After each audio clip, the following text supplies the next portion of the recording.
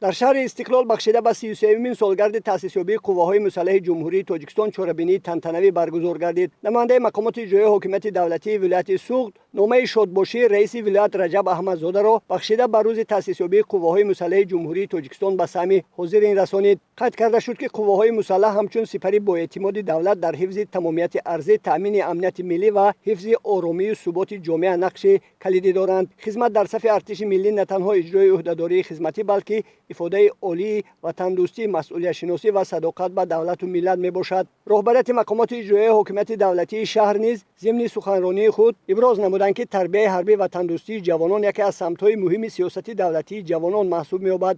جوانان همچون نیروی سازنده و حامی فردای وطن باید در روحیه وطن دوستی و خویشتن‌شناسی تربیت یابند. ارتش ملی مکتب جسارت و شجاعت بوده در آن جوانان اراده، استواری و حسی بلند مسئولیت را می‌آموزند. در ادامه چوربینی یک قطار کارمندان مقامات حفظ حقوق، کارمندان فعال تشکیلات و مؤسسه‌ها و سربازان و افسران شجاع با مدال‌های جشنی و تحفه‌های خاطروی مقامات اجرایی حکومت دولتی شهر استقلال قدردانی کرده شدند. برنامه رنگین فرهنگی به چوربینی شکوه و شهامت تازه بخشید.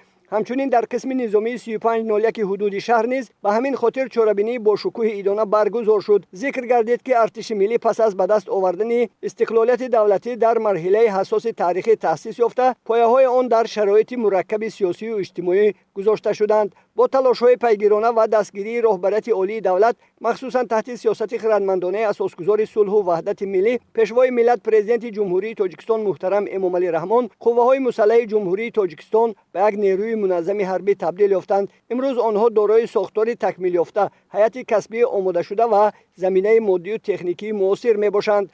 از طرف مقامات اجرایی حکومت دولتی شهر استقلال برای افسران و سربازان دسترخوان ایدانه آراسته شده، برنامه رنگین موسیقی تشکیل کرده شد.